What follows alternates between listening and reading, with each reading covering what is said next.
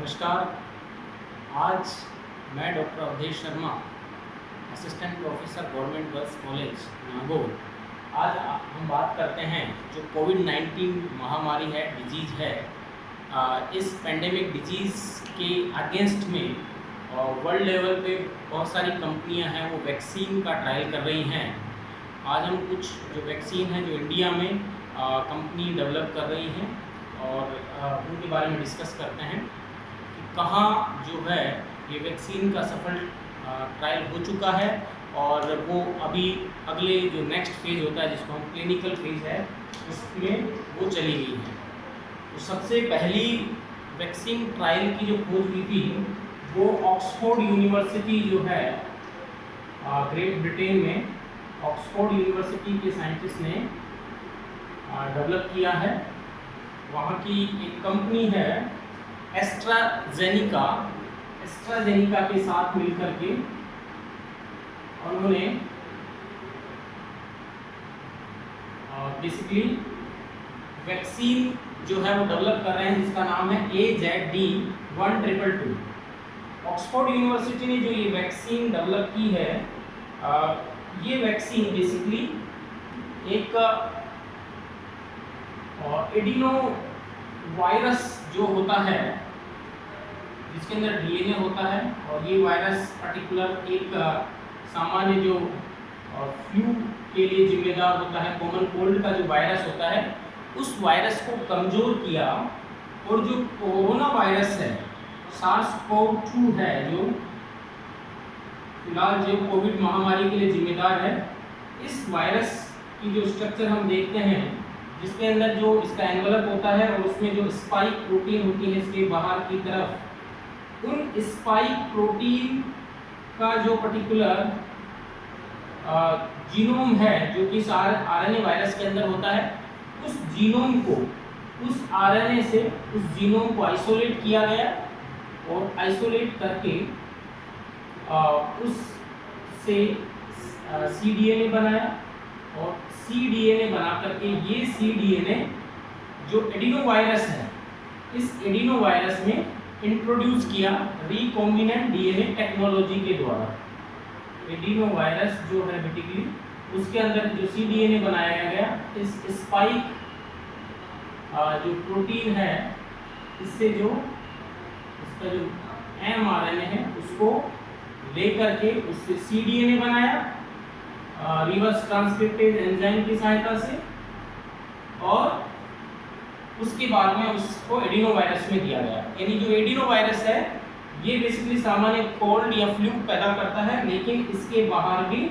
जो spike protein है जो कि रेस्पॉन्सिबल होती हैं ह्यूमन बीइंग की सेल्स में इन्फेक्शन के लिए, क्योंकि ये जो स्पाइक है, स्पाइक प्रोटीन जो है ये सेल के अंदर, स्पेशली जो लंग सेल है, उसमें AC2 जो रिसेप्टर होता है, एंजियोटेंसिन कन्वर्टिंग एंजाइम जो होता है, एंजियोटेंसिन कन्वर्टिंग एंजाइम उस रिसेप्टर से जाकर के बाइंड होती है जिससे कि लंग्स में इन्फेक्शन करते हैं। ये रिसेप्टर यदि इस बेसिकली इस एडिनो वायरस की शरीर में चला, इसके बॉडी में चला जाएगा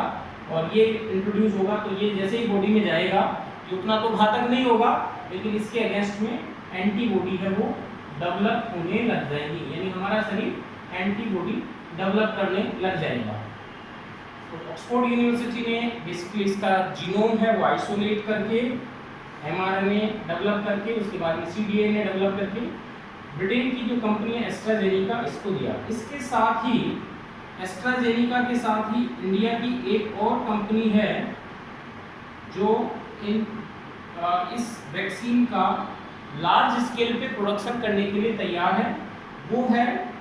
सीरम इंस्टीट्यूट ऑफ इंडिया जो पुणे के अंदर है। ये भारत की जो सीरम इंस्टीट्यूट है वो काफ़ी फेमस है, जिसके ओनर है प्राइवेट इंस्टीट्यूट है आधार पूनावाला, जो कि इस institute serum institute of India है, इसके डायरेक्टर हम कह सकते हैं। वो इसके साथ मिल करके, एस्ट्राजेनिका के साथ मिल करके इस वैक्सीन को HZ1222 के जो है लार्ज स्केल पे प्रोडक्शन शुरू कर चुके हैं, यानी इसका प्रोडक्शन शुरू हो चुका है, जबकि ये अभी क्लिनिकल फेज के ट्रायल में है। क्लिनिकल फेज यानी जब एनिमल्स पे यदि एक्सपेरिमेंट इसका कंफर्म हो जाता है वैक्सीन का कि yes it can produce immunity और it can produce antibody in the organism, then second trial that is known as clinical trial, वो क्लिनिकल ट्रायल्स हो जाता है, जिसके हम जानते हैं कि phase first, phase second, phase third, basically 3 इसके ट्रायल होते हैं, जिसमें सक्सेस होने के बाद ही वो जो वैक्सीन है या जो जिसको ड्रग कह सकते हैं वो इंसानों पर किया जा सकता है। तो फेज फर्स्ट और फेज सेकेंड, फेज थर्ड में ह्यूमन बीइंग पे इसका क्लिनिकल ट्रायल है, क्या इफेक्ट करती है, कुछ ग्रुप के अंदर हम इसको इंजेक्ट करते हैं और फिर इस एंटीबॉडी कितना है, इसका इम्यूनिटी कैसे रिस्पॉन्स आ रहा है, कितनी एंटीबॉडी डेवलप हो रही है नहीं हो रही है, इस स्पाइक प्रोटीन के अगेंस्ट में एंटीबॉडी डेवलप हो रही है या नहीं हो रही है, उसका परीक्षण किया जाता है। तो ये एक इंडिया और ब्रिटेन का कोलैबोरेशन में बनने वाली वैक्सीन है, जो कि प्रोबेबली सितंबर या अक्टूबर तक इसका जो है क्लिनिकल ट्रायल है वो पूरा होने की संभावना है। तो हम इसको डीएनए रिकॉम्बिनेंट वैक्सीन कह सकते हैं, ऑक्सफोर्ड यूनिवर्सिटी द्वारा जो develop AZD1222 vaccine. Second vaccine जो मैं बात करता हूँ वो है भारत बायोटेक कंपनी है इंडिया की, उसके द्वारा कोवैक्सीन नाम से अभी एक इंडिजेनस वैक्सीन है वो डेवलप शुरू हुई है, जिसका क्लिनिकल ट्रायल यानी फेज फर्स्ट है वो जुलाई में अभी शुरू होने वाला है।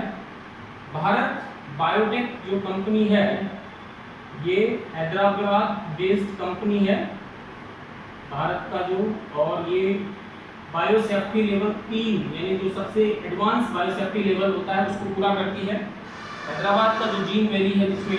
ये है, इसके जो डायरेक्टर हैं डॉक्टर कृष्णा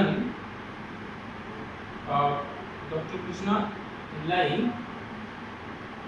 उन्होंने ये भी घोषणा की है कि इन्होंने अभी कोवैक्सीन है वो डेवलप की है।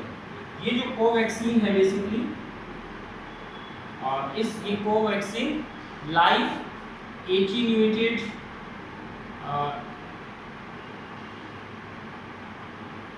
जो वायरस है,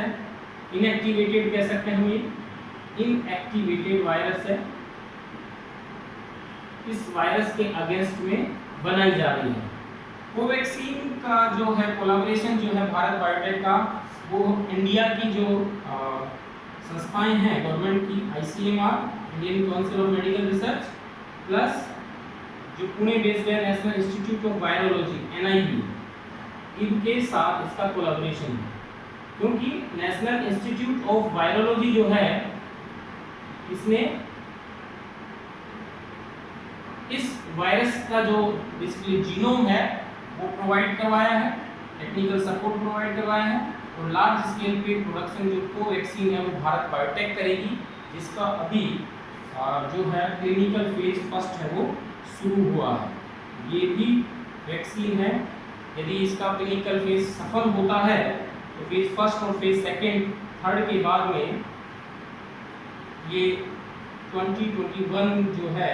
लास्ट तक है वो वैक्सीन है वो आ सकती है मार्केट के अंदर।